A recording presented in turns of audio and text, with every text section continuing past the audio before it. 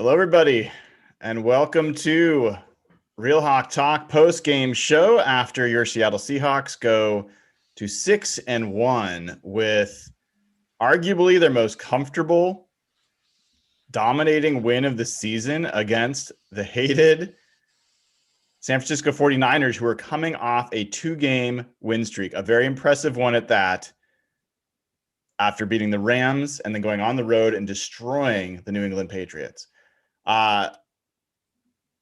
Guys, I'm gonna hand it to you guys to start commentary, and there's really only one person who I would be comfortable being the first to comment on this victory, and that's Jeff Simmons at Real Jeff Simmons. What did you think of the game, Jeff? That game was fucking awesome. That was my favorite Seahawks Sunday in a long time, just for so many reasons. The opening set was so good with the Rams and Packers blowing it and looking pretty terrible. And then the Seahawks, it got annoying in the fourth quarter, but they just whooped them. That was as good as a game you could have hoped. That was so much fun. I was very skeptical going into that game, and that was a ton of fun. I'm so pumped up right now. Welcome to the show, Jeff. It's good to see you, dude. Next, let me bring in the man, the myth, Evan Hill, at Evan in SEA. It's a little different than the last time we played the 49ers, isn't it? It's a little quieter. I don't know why. Can I just say something? I know you still have to introduce Nathan, but this could not have happened to a shittier fan base in the NFL. Fuck the faithful. Fuck 49er fans. Fuck the 49ers. Fuck Kyle Shanahan. Fuck George Kittle. I hope you get healthy. Fuck Jimmy Garoppolo. Fuck Tevin Coleman. Fuck all of them. Niner fans, the bang bang gang, talked so much shit for the past year and a half. They choked away a Super Bowl. A fucking Super Bowl. A fucking Super Bowl. 20-10 entering the fourth quarter. They blew that. And you know what they did for the following 9 months? They continued to talk shit, even after blowing a Super Bowl. Well, guess what, bitches? Your revenge tour is fucked. You guys are done. You're fucked. Go back into your caves. You're gone. Your team is fucking awful. You don't have a quarterback. You threw a ton of money at him. Kyle Shanahan is a little bit overrated. And guess what? The Seahawks are your daddy. Get used to it, because we're back on top. We're here to stay, and you can get fucked. So fuck you, faithful. Fuck all you shit talkers for the past 9 months. Go back to your caves. Go back to your fucking caves. Nathan, I don't know how you follow that up. Well, let me just. If you have children listening, you might want to turn it off now. Just gonna say, if you don't remember, the post-game show is not PG, especially when the 49ers are involved. Nathan, at NathanE11 on Twitter. Tell us about your background. I can't quite make it out. What does it say? So a couple of years ago, I don't know if people remember, but Jed York actually had to apologize for how poorly his team played against the Seahawks. And I don't know. I don't know why it came to mind today, but I was just thinking about it. And so here it is. Yeah. How did you feel about the game today? I felt fantastic. I felt very little, actually. Like there was like a minute at the beginning where it looked a little wonky, and it was like, oh, are we gonna have a game? And then no, we had no game. The Niners didn't show up. They looked like ass. Jimmy G looks like ass. The only thing that is the only bad thing about this game is that it may have forced the Niners to realize how much better a quarterback Nick Mullins is, and now maybe they will play him the rest of the year. Which, you know, I don't know if that'll turn their season around or not, but they'll at least see some competent quarterback play. So hopefully that's not the case, but it was a great game. You know, I get it, and I know you're only partially tongue in cheek on that. I know that you believe he's probably better than Jimmy G, or at least know that Jimmy G is really bad. I would just say though that the danger here is to like diminish the game that the Seahawks defense and overall team played, and that it would have been much different if Nick Mullins has gone in this. He came into the game with 2 touchdowns and 3 interceptions. He has played this year. He has not been good. And he has played in the past and not been that good. So I wouldn't want anyone to walk away with the impression that, this game would have been totally different had Nick Mullins played. I don't believe that's true. I think the Seahawks came out and destroyed Kyle Shanahan's game plan. And I think we got to say that. Like that is a rare thing to say about the Seahawks defense this year against any offense. And I'd also go as far as to say, this is now like 3 games in a row where Kyle Shanahan pretty much like destroys the league. He schemes like people could talk about injuries. They were missing a bunch of guys the past few weeks, and they still were able to scheme things up and destroy Bill Belichick's defense. And it's not like the Seahawks defense wasn't missing a few people either. Right. Exactly. So, I mean, I think like we talk a lot about how Pete Carroll has not proven he can beat Sean McVay or slow down that offense. I think there's a storyline we don't talk about enough that I think Pete Carroll's had a pretty good track record against Kyle Shanahan's offense in San Francisco, at least.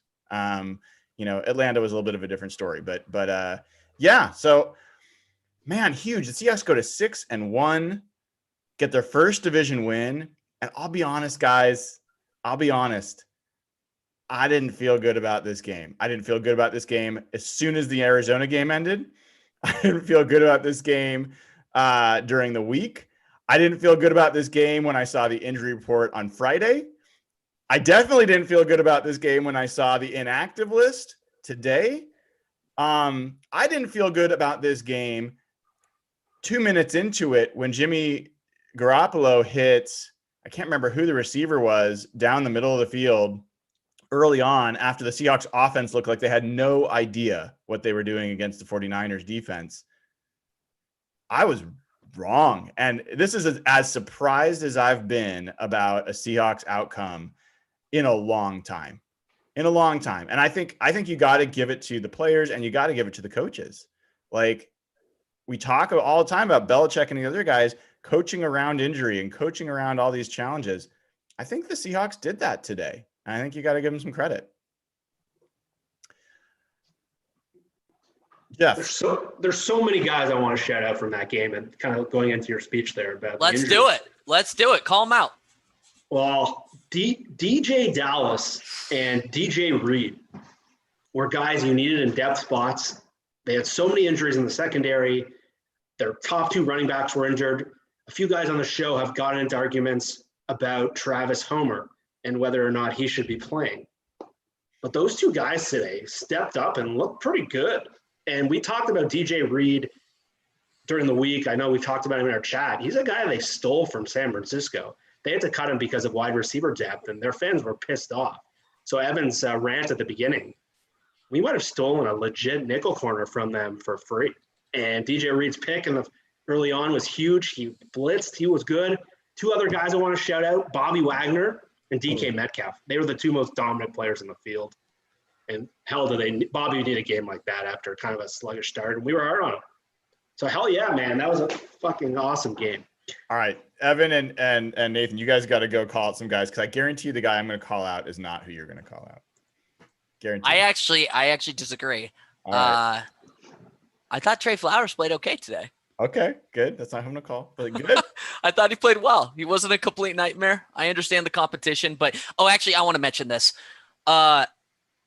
Don't pay attention to the score. I mean, let me rephrase that. This was an ass whooping. This was an ass whooping for 3.5 quarters. Like, the score is going to reflect a much closer game, and the Seahawks absolutely need to work on closing out and finishing games better. But this was an absolute ass whooping today. Today was a step forward for this defense. I do not want to hear excuses of how, they played Jimmy Garoppolo. They have tons of injuries on the offensive line. They're missing tons of players. Don't give a fuck. Don't give a single fuck. This Seattle defense could not stop anybody. Not anybody. Not me at quarterback back there for the 49ers. They could not stop anybody. Today is a step forward. Yes, they need to work on, closing games. They, let CJ, whatever the fuck his name is, blow them up in the fourth quarter. But this is a step forward for the defense. Well, and just to give you some idea, the 49ers scored 23 points in the first half last week. They had 467 yards against the Patriots. So, this week, their leading rusher, JaMychal Hasty, had 29 yards on 12 carries for just over 2 yards a carry. Nathan, your chance to pick out the guy that I'm going to call out and upset me. Who are you going to call out? I don't know if I'm going to call out the guy that you're going to call out, but the three that come to mind for me that haven't been said already, I think Diggs probably had his best game of the season, which was really nice. He was another guy that I think we were starting to sour on a little bit. Had some big hits and some big plays, so that was really cool. Brian Monet was kind of everywhere. I know that there were times where the defensive line didn't always look great, but he was consistently kind of getting through and getting pressure from what I could see. So I thought he had a pretty nice game overall. Well, this one might be yours. David Moore kind of balled out a little bit. Good. No? All right. No, it's good. Okay. He did. He had a good game. He had a nice game. He had a really nice game. Especially he got a little rattled earlier, but then got back in there. And it's the same thing that he's been doing all year, right? But the end arounds and some of the a couple big catches and stuff like that. So I thought he played pretty well. Those are great. But obviously the big name is it's DK, right? I mean, he's the guy that completely went. Oh man. Well, DK was crazy. We'll definitely spend some more time on DK. Obviously, Russell Wilson. None of us have said Russell Wilson, but obviously Russell Wilson with 4 touchdowns, no interceptions. This not was good enough. Not good enough. He did not keep pace with Tom Brady. He needed 5 touchdowns today, so it was a catastrophic failure by Russell Wilson. Completely agreed. Not be on pace to set the season touchdown record at this point. I'm appalled. Yes, it was a great recovery for Russell, but I will name 3 guys. 3 guys that haven't been named. That's how great this game. 3 guys. 3 guys. First one, maybe the most. I don't think this name was mentioned. Maybe the most dominant performance we've seen from an offensive lineman in some time is Dwayne Brown. I thought he had a fantastic game today. I think when we get to look at it in detail, I think it's going to be up there with DK and Bobby in terms of how good of a game it was. The next name for me, Alton Robinson, stood out. I mean, he was not dominant, but the guy had a sack, had a tackle for loss, had a quarterback hit. He had some nice plays in the run game, setting the edge. So I thought he played well without Benson Mayowa, and arguably maybe played better than Benson Mayowa. And the last guy, this is the guy that I knew you guys weren't going to mention. Nick Balor. He actually looked okay. I swear to God. Third down catch. Key play in this game. When he caught that third down pass, had no business getting a first down, dragged 3 49ers defenders for a first down, led to that touchdown. That's one. Number 2, recovered the fumble on the kickoff forced by Cody Barton. Oh, wow. Cody Barton. Look, I know that this is gonna this has been a complete hot button topic in Seahawks Twitter. I don't want to. I shouldn't even say it, but there's been a lot of arguments about Travis Homer. Nick Balor looks better than Travis Homer. Oh, you went there. I'm not even I don't even think that's crazy, right? He made a guy miss.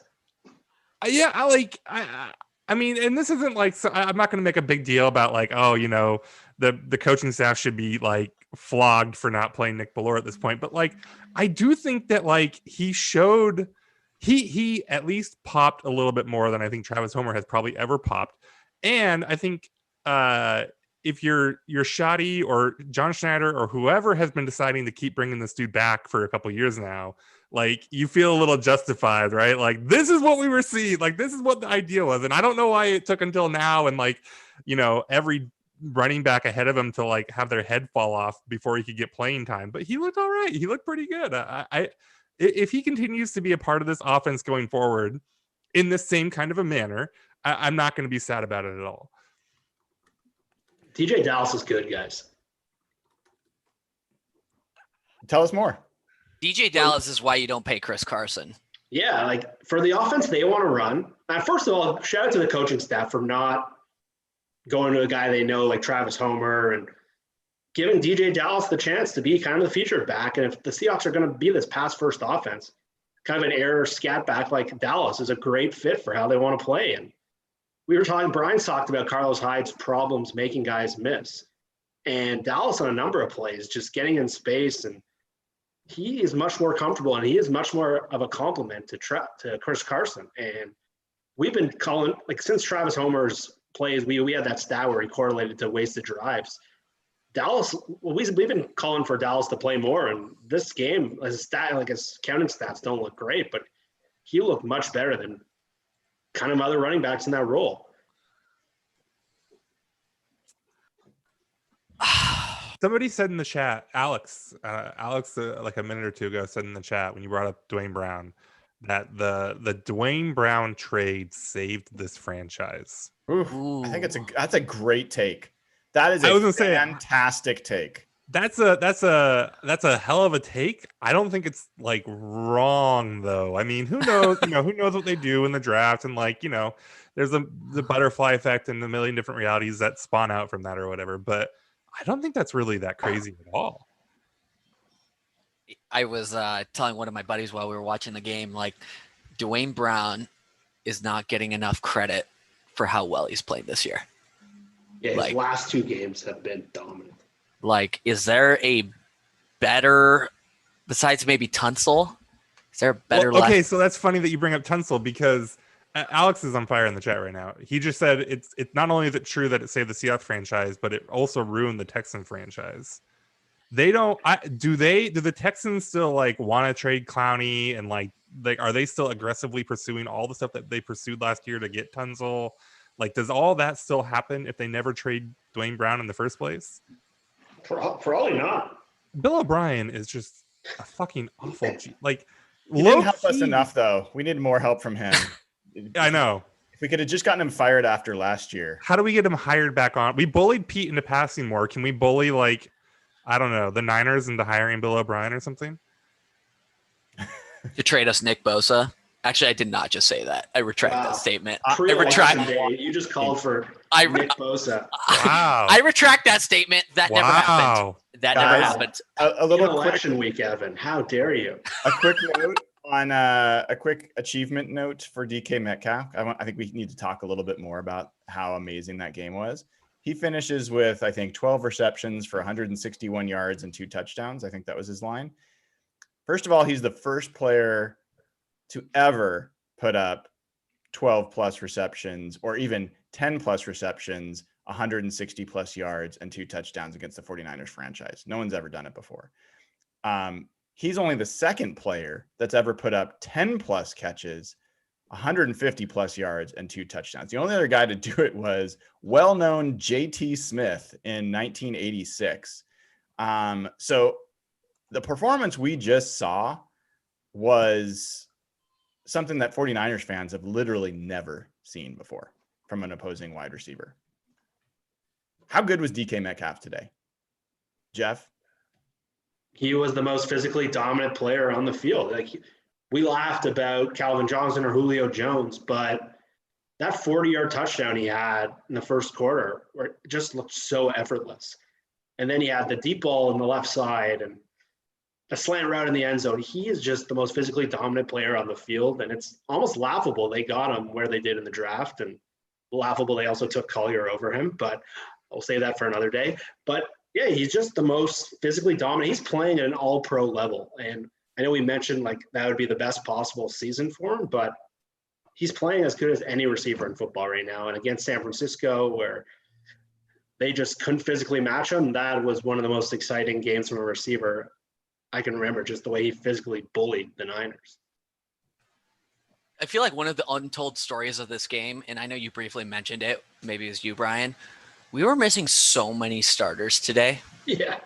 So many players, like Shaquille Griffin, Jamal Adams, Benson Mayowa, Chris Carson, Carlos Hyde, Ugo Amadi. That's 7 starters. Like, it's so. I hope Jamal Adams can come back next week. I hope Carlos Dunlap is ready to go. I hope Snacks Harrison is ready to go. This team is trending upwards. The trade deadline is still Tuesday, hoping that Seattle makes one more move before Tuesday. But, man, this one feels good. They needed it, especially after losing to Arizona. Going 0-2 in the division, really rough start. Okay, I got to go with one more. There have been 3 players in the NFL this year that have had 12-plus catches, 160-plus yards, and 2+ TDs. One is DK Metcalf. 2 is Tyler Lockett last week. And 3 is Devontae Adams. What do 2 out of the 3 of those guys have in common? MVPs thrown to them. Nathan, I'm going to give you a public opportunity right now to talk about how Jason Myers missed an extra point. No, is that what we're going to talk about? Do I have a public opportunity to talk about how Jason Myers is not, in fact, perfect? No, I'm going to give you a public opportunity with almost 1,000 Seahawks fans watching this show. Would you like to apologize for your pre-draft takes and post-draft takes on DK Metcalf? No. For shitting on him constantly? No. You would not like to apologize? No. I stand by it. All right. Nathan is on the record. He hates DK Metcalf, never liked him in the first place, and will never be a fan of his. You heard it here first, folks. Yeah. Here's the thing. I'm never going to apologize for not comparing somebody to Calvin Johnson, Bobby Wagner, Marshawn Lynch. In a way, you were right. Cam Chancellor. You were right. He's better than Calvin Johnson. Yeah, sure. I don't think that's a hot take. That is an incredibly hot take. No, it's not. I don't. No, it's not. Is he better than Calvin Johnson right now? Yes. He is. Calvin hasn't played in 5 years. Right now, but yeah. In the second year. DK Metcalf right now is better than Calvin Johnson ever was in his entire career. That's insane. Yep. I stand by that. I don't agree with that. I stand by that. Complete dominating machine. Insane. But what I was thinking I was agreeing with, and now I'm backing away quickly, was that I think DK Metcalf is on a trajectory to be better than Calvin Johnson. I think that's true. And people can say that's crazy. I think DK is a more complete receiver than Calvin Johnson was. So I don't know, guys. Wherever he falls on that list. What, Jeff? I don't know. Calvin had 1,900. Okay, wait, hold up. So DK caught for like 150 yards today, right? 161. 161. Okay, let's do a little math. So he had 519 coming into this game. He caught for 161 divided by 7 times 16. You're not really going to use a DK Metcalf is on track to catch for 1,554 yards. Amazing year, especially for a sophomore. Calvin Johnson caught for 1,900 yards. You're using a yards comparison. Yeah. Oh God. I thought you were. I mean, when you're talking about receivers that are like nearing the 2,000 yard mark, of course I'm talking about yards. And also, this isn't the 2018 Seahawks. They're passing a shit ton. Calvin Johnson never actually, for all the talk that we've had, and like one of the reasons I was skeptical that DK wouldn't put up like 1,500 yards this year is because I didn't think they would pass enough. But they're passing in like an incredible amount. So yeah, but they're not. They're not beating that Detroit team on volume passing. That Detroit team's always been. I mean, Calvin Johnson was 150 plus targets most years, so that's not the argument here. And I guess I agree with your point about him not being Calvin Johnson now, but Calvin Johnson's second year with 78 catches, 1,300 yards, and 12 touchdowns. DK is going to blow that out of the water as a sophomore. Yeah, he's going to blow it out of the water. Also wasn't catching, like you said, though. Calvin Johnson wasn't catching passes from an MVP though in his sophomore year. Yeah, Calvin huge DK news right now is on. Look, I'll say this: DK right now is on pace to put himself in that conversation with Calvin Johnson, with Julio Jones. Hell, he's even kind of putting himself in the conversation with like Randy Moss. I have big news. I'm sorry, big breaking news. You're wrong, Nathan. But second of all, Pete Carroll, noted injury liar. Jamal Adams will return next week against the Bills. Better fucking return. I'm so sick of that shit. I can't believe that guy didn't play today. What the hell? It seemed close. It did seem close. You think they're being too cautious, Brian? I do. I mean, Yeah. look, they this is what kills me sometimes about this team is like it's easy to point at it and say, what the hell were you thinking when it doesn't go well? When they come out and they blow out the 49ers, you know, them being confident and whatever is a good thing. But I don't think Ryan Neal played very well. I think there was a number of plays where if Jamal Adams was there, they wouldn't have happened. And I mean, look, Ryan Neal, like that fumble, that was the easiest fumble recovery in the history of fumble recoveries. He managed to go out of bounds. Like, and not only that, he managed to touch it while he was out of bounds instead of just letting someone else recover it. But in any event, I don't know, man. He practiced on Friday. I think the coaches held him back. I don't think he was the one that decided to opt out, and I think it's a shame. And that's frustrating. So I'm glad he's coming back. I hope we see him the rest of the year. I mean, we need to see him the rest of the year. I don't know. They looked pretty great without him. They did, but I think it was. I know your shtick, dude. Like, No, it's not even I a know your shtick.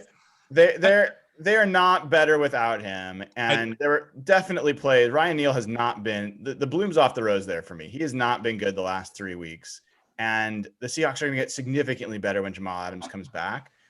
Yeah, I mean, I just think this team can get a lot better than they were even today. And today what it was is a sign that this is what the team's capable of. Like, I felt like there was signs of what they could do on defense, even last week when everyone was so pissed. We were all pissed. I thought that the defense made a number of like winning plays in that game, and the offense didn't help in some points, especially in the second half.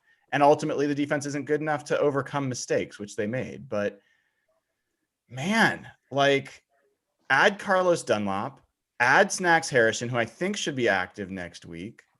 I hope. And you add Jamal Adams. It's pretty good. I mean, one of my questions for you guys is, Ugo Amadi gets back. Do you want him starting over DJ Reid? Not right now. I will say, I think DJ had a bit of an up and down game. Like, he had some big plays. He had a few pretty poor plays. But he's also, like, coming off injury and everything. So I think DJ Reid showed more in one game than, I mean, that was probably he probably had a better game than Amadi's had at any point, right? Sure. But I don't know if it's enough for Amadi to lose the starting spot. Amadi's been solid. Yeah, that's the thing. Like, this is one game, and it's great to see that from DJ Reid, but, like, I don't know, rotate, give DJ Reid snaps here and there, and let him continue to prove himself. Look, if there's one thing we know about Pete, it's that he's committed to always compete, and no one is guaranteed a job. And so there's no such thing as just handing Ugo his job back. He can get Wally pipped. Ooh, Evan, you'll like this. Here's my take. The key to the Seahawks defense turning around today was not playing Benson Mayowa. Ooh. Benson Mayowa lost them the game last week. Him not being there was a net plus. Ooh. I think that's Evan. true. Do you not think he should be starting? No, Alton Robinson's a better player than he is. That might be true, but what you're saying here is that wait. I'm trolling. I'm fully trolling. But That might be true. That might be true. You got to start with that. Like, so you're not disagreeing that he's better than Benson Mayowa? Alton? No, I'm asking. Nathan. I think Alton is better than Benson Mayowa. Yeah, and Nathan said that might be player. true, and then it was going to go off and say something else. Like, wait a second. Do you think he's better than Benson Mayowa? I don't know that I can say he's worse. Benson Mayowa is a one-trick pony that isn't very good at his one trick. I don't know if I buy that. He's made a number of good defensive plays against the run this year. He's key on fourth downs a number of games. So I don't think I can go there. I've been pretty down on him this week for sure, but he's not been a zero. He's just not been an effective pass rusher. No, I mean, Collier's a zero. We can argue about whether like he should be starting over Robinson or not, but I don't think anyone like the two are like Robinson's playing well. And so whatever but I think, if you're going to start to say that Mayo shouldn't be playing, then you're saying that Steven Sullivan should be playing over him. And that might be a bridge too far for me right now. I don't know if I can get behind that one. I'm with you there. Okay. I mean, we got off DJ Reid a little quickly. I mean, he had the interception. He also had like a number of pressures. I think he might not have had quarterback hits, but he was back there on blitzes pretty well. And then I think he also had another pass defense. So it wasn't just one play or one fluky thing. I think the biggest question about him is who he was facing this week. That wide receiver crew for the 49ers was very thin, but I don't know, man. We need playmakers on the defense, and I thought he played really well. Jeff, so you started talking about Alton Robinson. Yeah. I mean, I assume, you're not wanting him to play over Carlos Dunlap, obviously. No. I am very high on Carlos Dunlap. I think Carlos Dunlap is going to be a very impactful player for them. He is a lot of the things we liked about Clowney last year. Dunlap, when motivated, is that kind of player where he's the kind of guy who deflects a lot of passes. Mm-hmm. He's the kind of guy who can make a lot of plays that just aren't sacks. Mm-hmm. Like if you remember the Seahawks game against Cincinnati last year, where that game was like way, way too close, week 1, Dunlap dominated Dwayne Brown. And that was a game where we all thought Dwayne Brown looked a little off. Dunlap is the kind of guy, he's 6'6" or 6'5". I can't remember how big he is, but he is way different athletically than any player they have on their D-line right now. Evan, I got to ask you, man, how did it feel watching Jimmy Garoppolo play today? Are you trying to set me up for something right now? I mean, 11 of 16 for 84 yards, 5 yards a throw, sacked 3 times, passer rating of 55.2, had an interception, no touchdowns. How good did that feel? Jimmy Garoppolo has always been bad. Like this is not a new revelation to me. Any Niner faithful bang bang fan who thinks Jimmy G was good up until this moment has been lying to themselves. If you watch any Jimmy G game, he's rarely throwing downfield. Kyle Shanahan is scheming little, tossing plays that go for like 98% yards after, the catch. He's just not a good player. And the Niners did not commit to him in the guarantee structure of his contract. They can cut him next year for like $25 million in savings. They have like $2 million in dead money. Like I think Nathan made a really good point at the beginning of the show, and that is the 49ers are not committed to Jimmy Garoppolo long-term. They are not. Like the reality of Dak Prescott being a 49er next year is not insane. Like it's really not. I think I would give it like a 90% chance that the 49ers let Jimmy G go after this season. They're not going to continue to pay him that kind of cash. Well, this was a guy who was undefeated on the road against NFC West teams until today. This is a guy who everyone, 49ers fans would tell us all the time last year, when we criticized, they didn't throw the ball downfield and he turned the ball over pretty much every game. They'd say, Joe Montana didn't throw the ball far downfield, or Tom Brady dinks. Like they had all these excuses for why he didn't. And you look at what Shanahan did the past 2 weeks was masterful in how he took advantage of, like, Jimmy Garoppolo didn't even throw the ball past the line of scrimmage in, I think, the first touchdown that they had against the Rams. And I think his average depth of target was like negative for the first half. I mean, it's crazy how Shanahan has schemed around Garoppolo. But now you've got a 49ers team that was 3-4, had lost games badly to Miami, and someone else who I'm forgetting, and had now come in and won 2 in a row. 2 big games, a division game against the Rams, on the road against the Patriots. They were 4-3, and they were playing a Seahawks team that was injured as you're ever going to get the Seahawks. I mean, this was as injured as you're going to see them. And they got blown the fuck out. I mean, this wasn't close. They got destroyed. So I guess my question for you guys is, like, is the season over for the 49ers? Like, they have to turn around in 4 days and play the Packers.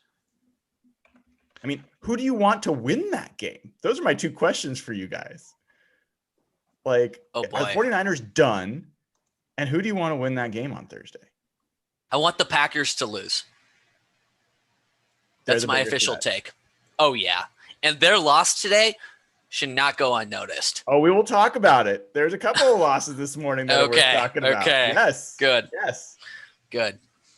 The thing with Jimmy, like, if you look at what Kyler Murray did to this defense, you look at what Cam Newton did to this defense, you look at what Matt Ryan, what Dak Prescott did.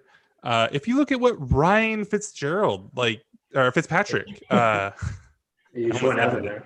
yeah. Like, this is not a defense that teams have struggled against. And it was maybe, missing Quill is as injured as it ever was. And he looked like garbage. And the sacks thing, that shouldn't just be over. Like, I'm sure Niners fans will like blame it on the offensive line or whatever, but like, sacks are a quarterback stat, right? And that this pass rush suddenly looked like competent against Jimmy G, like, that would freak me out. So yeah, I mean, like, there's probably some reckoning that we need to do as Seahawks fans, like when we decide to come down from this win or whatever. But with believing that Jimmy G is really bad and like and squaring that with how good the defense actually is. But I mean, if you're a Niner fan, the thing that is like the easy, clear takeaway here is that Garoppolo is just awful. Like, I don't know how you walk away from this game and think anything other than our quarterback completely crapped the bed against what's probably a bad defense. Like, and I like it. You like Niner fans can troll us or whatever about how bad our defense is. Whatever, we have Russ. It doesn't really matter that much. Like, I think we all know the deal here, right? But like, if you're a Niner fan and you were hoping that Jimmy G could like elevate, especially now that they've had all the injuries that they've had, yeah, I don't know if you're even going to see him start very much going forward. And so who do you want to win on Thursday? I think it's the Niners. It feels a little weird to say, but yeah, I think you want to get that extra game, especially with only one bye week. I think that's where you kind of have to go. Yeah. So Jeff, Yeah. we'll transition to talk a little bit about some of those early games. So Yeah. two big results, right? The Packers lost at home to the Vikings, and they lost pretty badly, really. They were down by 2 scores for a lot of that game. That's, I think, the Packers' second loss, right? And the Rams got just humiliated. They were Goffle down there, you could say. And they lost to the Dolphins big. So this was a very good day for the Seahawks from a conference perspective. What's your take on this Packers team? And, I want to hear your answer to start with about who you want to see win on Thursday.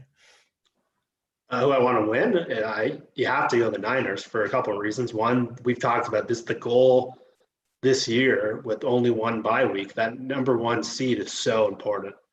And Green Bay is probably their best competition for that number 1 seed. Really, I don't know who else is in there, like Arizona maybe. But the Rams don't look like legitimate contenders. The Saints are a weird team. The Bears are a weird team. Tampa Bay is up there. But yeah, if you're going for the number 1 seed, you need Green Bay to lose. Green Bay dropping 2 games in a row would be massive for Seattle. And it's also a place we really don't want to have them play in the playoffs. Go to Green Bay. So, and with a win today with a tiebreaker already over San Francisco, I think every statistical formula would say you have to cheer for the Niners. I have to jump in here real quick. How many sacks did the Seahawks have today? 3. Was it 3? Yep.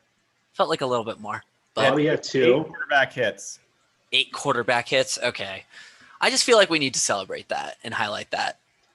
We talked about how bad Garoppolo was. Jared Goff was horrible. I don't know what it is, but watching him suck, and I know, Brian, you were enjoying this as much as I was in the chat.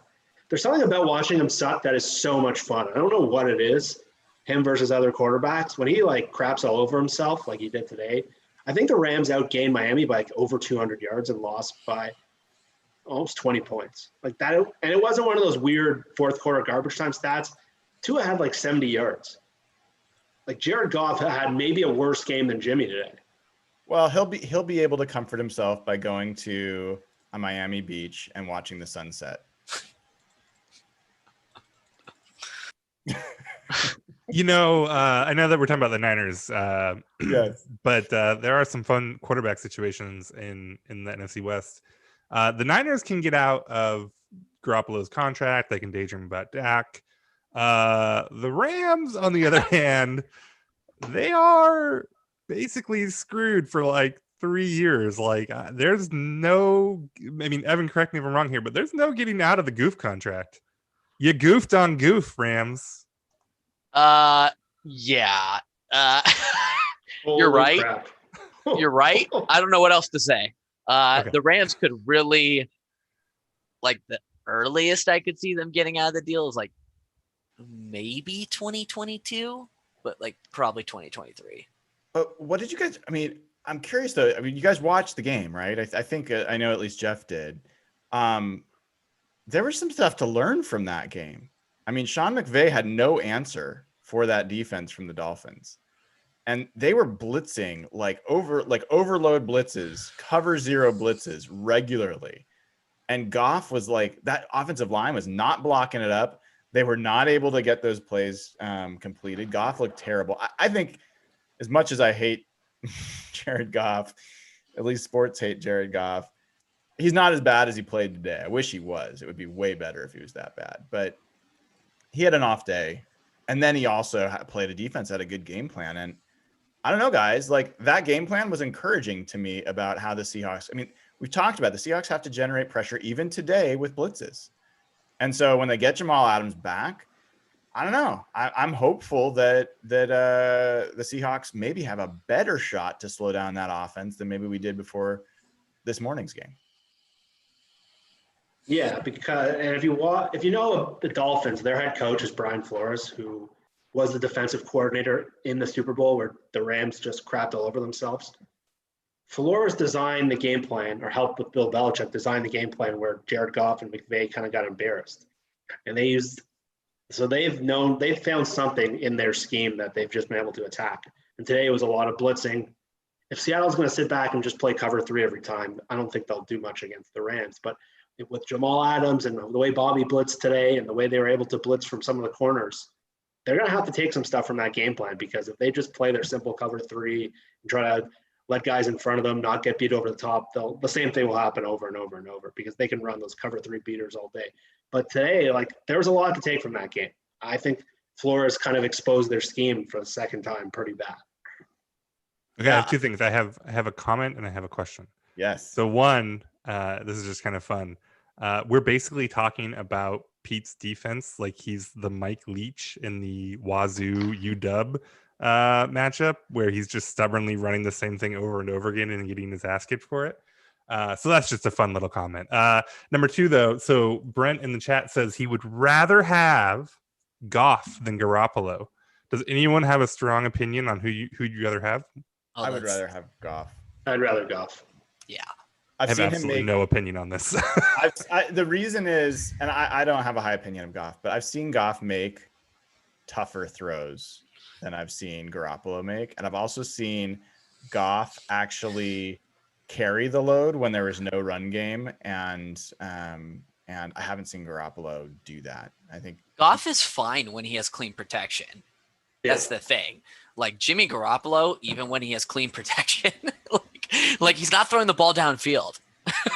So I think it's a very different situation. Lisa in the chat brought up, and she gave us a super chat donation. So thank you, Lisa. And for folks that haven't joined already, patreon.com/hawkblogger. It's $5 to get in. So join there. Join our Slack group right away. You'll be able to talk to us all week. So this is definitely the season to join. We're having fun over there. So Lisa brings up, and she wants us to talk about the helmet to helmet to hit on Russell Wilson. And the commentary, both in the game and online, was that's crap.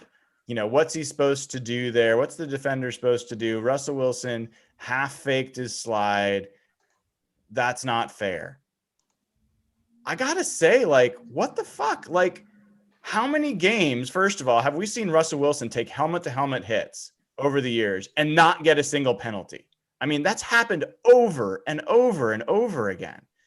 And two, how many games over the years do we see defenders in impossible situations, truly impossible situations, but they lead with the crown of their helmet and they make forcible contact with the other player's helmet? It's a penalty. Why the fuck is this a debate? Like, why are people apologizing for that call? That's a clear call. Do any of you guys see it differently? Not that, like, that's the rule.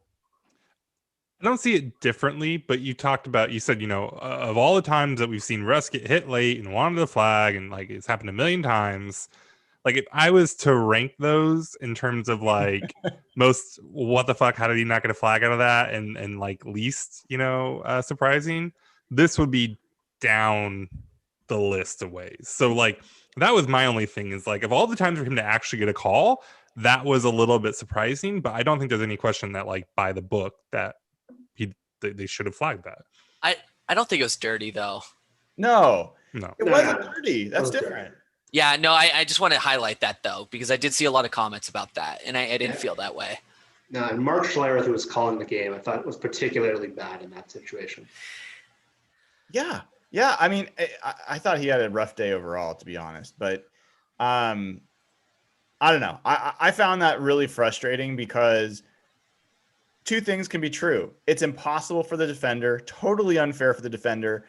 Russ absolutely fake slid and was in between. He should not have been protected as a sliding quarterback. I don't believe he should have been done that.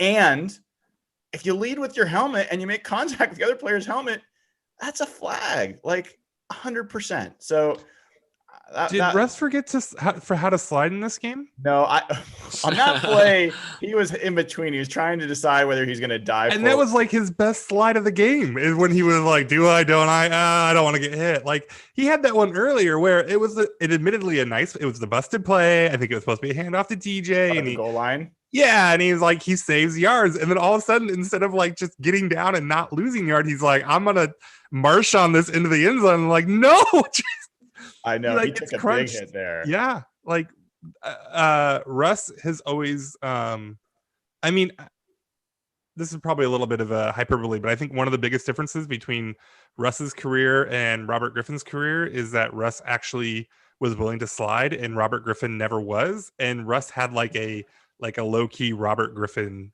game today with the sliding. I think that's a solid take. How good is this offense? 37 points today. They just put up 34. So last week they put up 34 against the number 2 scoring defense in the NFL. This week they put up 37 against the number 5 ranked scoring defense in the NFL. 49ers were 5 in points allowed and in yards allowed. They were 8th in yards per play. The Seahawks upped their top scoring average today. They went up in what they average. Already we're averaging, I think, over 33. I'm going to have to look it up tonight. I'm going to do a bunch of stats. I think they're clearly on pace to have the most points ever scored by a Seahawks team. That's not no question. Is there an offense you guys are watching in the NFL and you're like, yep, that offense is as good as what Seattle's got? I mean, who's running? Kansas City, right? Probably the Chiefs.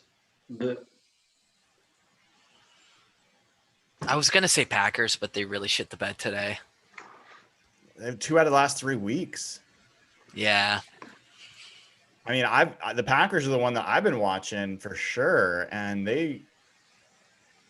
those are 2 pretty rough performances. I didn't mind seeing Aaron Rodgers get lit up the last play of that game. This is a good game. This is a good day to watch. This is a great day. Quarterbacks you don't like getting lit up. I mean, Cam Newton had the fumble. That was all good stuff. I don't think we spent enough time on this, but that touchdown pass Russ had to David Moore was unbelievable. Whew. The DJ Dallas one too. Oh, Yeah. Russ got him open. Yeah, Yeah. no, that's what I'm saying. Like Russell made that play happen.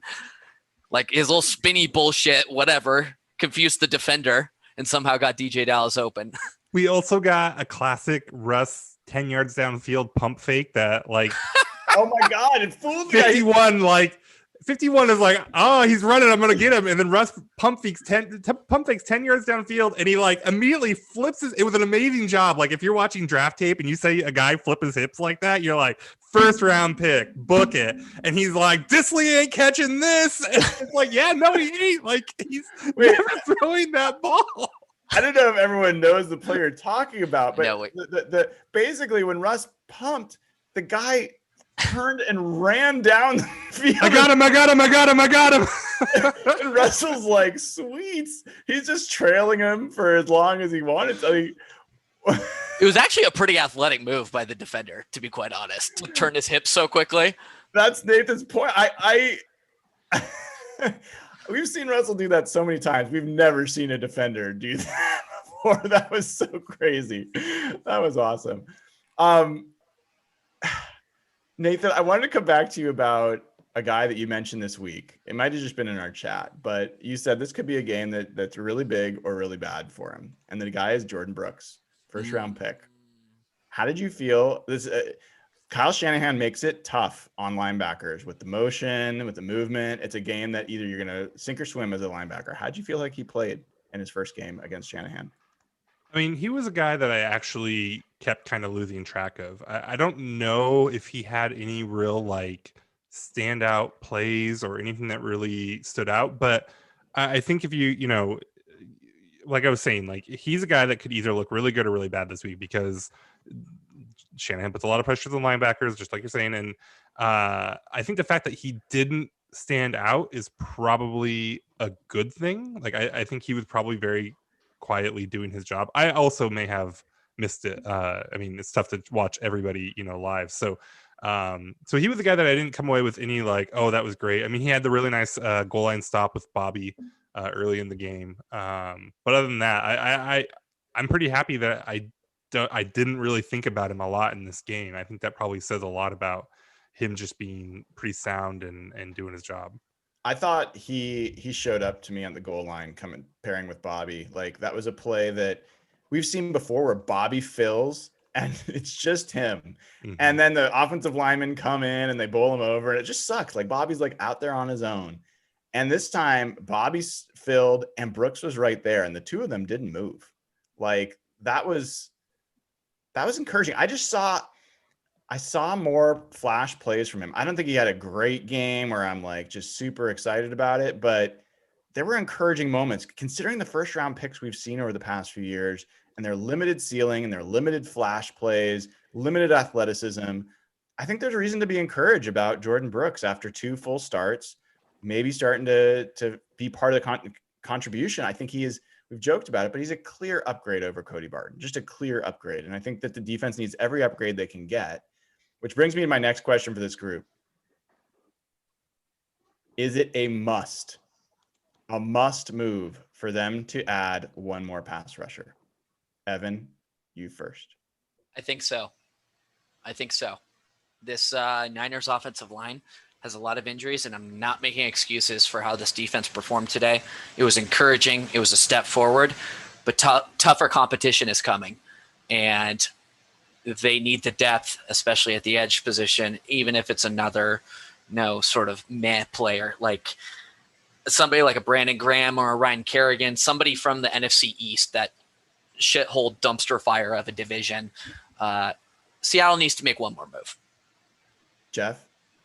Yeah, I agree with Evan. I think our ceiling for this team is the Super Bowl, and they need guys who can make plays, and having another pass rusher in big spots, if they're going to go through the NFC playoffs against Brady and against Rodgers and maybe the Cardinals where you're going to have to play Kyler Murray again, you need a couple more pass rushers. And that kind of pushes Mayo down to a better role for himself. It pushes the other pass rusher into roles that suit their games. And game on the line, if you have Jamal Adams, Dunlap, and another guy rushing the passer, that makes this team a lot better and designed to win in the playoffs. So I think adding a guy, and we don't want to spend too much. They've spent a ton of draft capital already. So I want it to be something that's smart and not more than maybe like a 4th round pick. But something, I think they do need to add another one. Nathan, must move. I wouldn't say it's a must. I mean, obviously, you know, if you can pull off another Dunlap type trade, then yeah, that'd be amazing. But I think between adding Dunlap and getting Green back and Robinson looking good still, and you know, maybe limiting Mayo's snaps a little, then I mean, Steven Sullivan like played his first ever game at defensive end after like a couple weeks of practice and didn't embarrass himself. Like I don't know what to expect of him, but like maybe he's a rotational player. I don't know. So no, I wouldn't say it's like a must, but obviously that's still an area of need, right? Yeah, I mean, I certainly want them to make that one move. And it really, to me, it depends on who the player is. If you're talking Brandon Graham, absolutely. If you're talking Ryan Kerrigan, absolutely. There's a few guys on that list. If it's like Ryan Stevens or whatever his name is in Washington. Anderson, is that what it is? Oh, Ryan Anderson, right? The 3-point big man from Houston. So, I'm not interested because, I mean, I don't want to trade draft capital to get some scrub to come in here and then potentially take Alton Robinson out of the rotation. I'd rather Alton Robinson. I'd rather Darrell Taylor if he can come back. I'd rather him get snaps than someone like that. But if you can get a frontline starting player, guys on that list for me, mention Brandon Graham, mention Ryan Kerrigan. I'd put Trent Murphy on that list from Buffalo. I don't know if they're really going to move him, but there's some discussion about that. Melvin Ingram, certainly on that list. Don't know if he's really available, but there's rumors that he might be. Those are the types of guys that I would be excited to add and basically then end up with 2 really quality starting defensive ends and have the offseason in the middle of the season that they should have had 6 months ago. Guys, I gotta Elena. ask. Oh, sorry. Go ahead. Oh, go ahead. No, I was gonna say before we end, I don't know if we're getting there, but Elena asked us to talk about DJ Reid. We already talked. Long-time listener in the chat. I feel like we owe her. We should probably bring up DJ Reid for the first time on the show tonight. How do you guys think he played? Elena, if you had just asked in all caps, we might have responded. But Brian, you asshole. He knows better. If you're an opponent, I'm really, really curious here. If you're an opponent, you're facing the Seahawks. Who's your number one priority to stop? DK Metcalf or Tyler Lockett?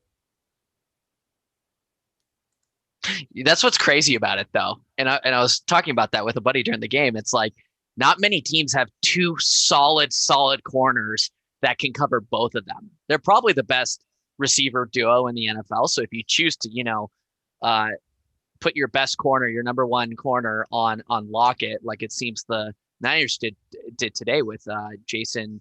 How do you pronounce his last name? Verrett? I don't know. And give him safety help. Then, you can cancel out Tyler Lockett for a game, but DK Metcalf is going to have an insane game then. So long-winded answer, but it's not many teams that can cover both. I mean, Jeff, DK goes 12, 161, 2 touchdowns today. Tyler went 15, 200, and 3 touchdowns last week. You can't exactly say, oh, well, DK is the more explosive player.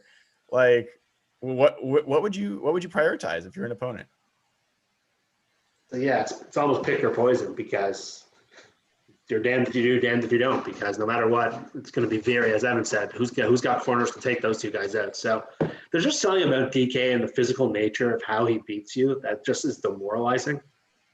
And the way he just demoralized the Niners at the end of that first half, and I thought that had like a mental impact on the game. I don't know. Maybe I'm wrong. Maybe I'm reaching here. I did have a lot to drink today. So, yeah, I think just the way DK beats you just with one of those over-the-top touchdowns or when he physically knocks you over, I think that has a bigger effect on you. So I'll go with him. I think I'm with you, Jeff. I mean, Nathan, I got to say, one of the things I really liked about the game today, besides the score and a bunch of the other stuff, was we saw wide receiver screens to DK. They finally moved that into the game plan, and they did it early, and it sucked. He got destroyed for a loss, but they didn't shy away from it. And what did he do later? It was still played well, but he did what DK can do in those situations, which is shed a smaller player and gained, like, I don't know, 8-10 yards, whatever it was. Like, he is physically, like, when he gets going, he feels like it feels like he can't be stopped. As much as I love Tyler Lockett, there's something about it that feels like less imposing, even though he's like just an amazing route runner. So, I mean, if you're seeing those two on the opposite side, who's your priority?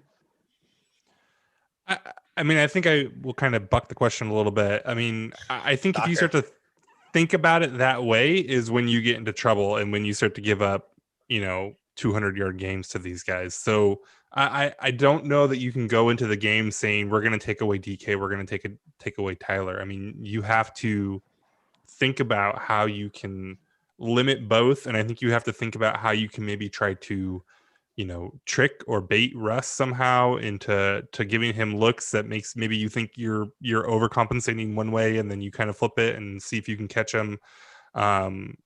Because I mean, last week, I mean, they let Tyler go off and they won, but by the skin of their teeth. And then this week, the Niners let DK go off, and they obviously get their ass kicked. So I don't know that if you're a defensive coach, if you can really go into it and think, well, we're gonna take away one of these guys and let the other one eat, because we saw what happened the last 2 weeks. They can both eat plenty, right? So I think you just have to think about it in a very different way, and it's a trap to try to do one or the other.